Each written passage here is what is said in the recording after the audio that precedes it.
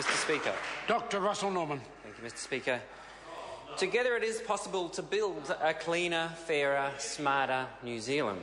A New Zealand in which our rivers are clean enough to swim in again and our beaches are safe from oil spills. A New Zealand in which every child has enough to thrive. And a New Zealand which is built on a smarter, greener economy that benefits every one of us.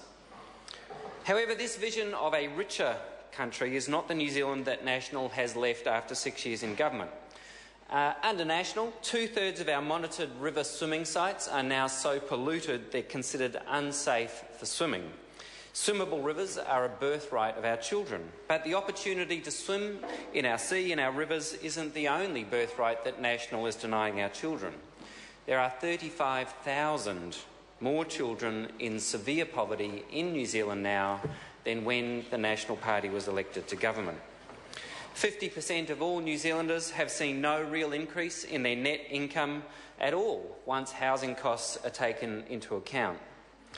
It's really no surprise that only a small number of New Zealanders are getting ahead under this government. National's pollution economy is jobs poor.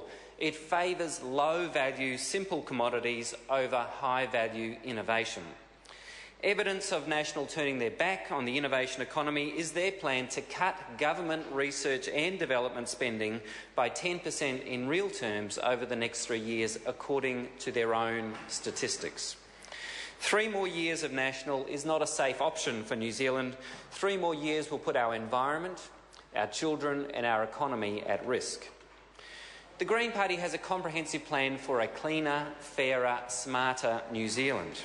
We will make our rivers clean enough to swim in once again. In government, the Greens will establish a protected rivers network to permanently safeguard our most precious rivers. We protect the best of our habitats and our landscapes in national parks. We can do the same for our rivers. We will also keep our wild rivers wild by not building any new dams on our wild rivers.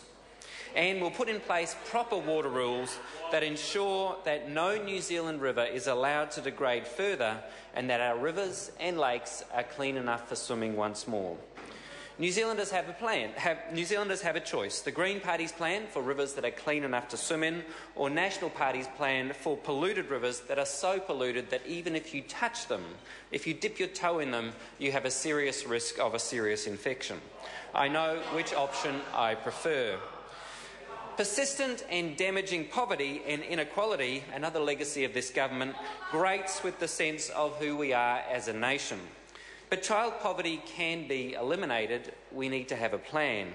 And the Green Parties have a credible and costed plan to ensure that all New Zealand children have enough to thrive.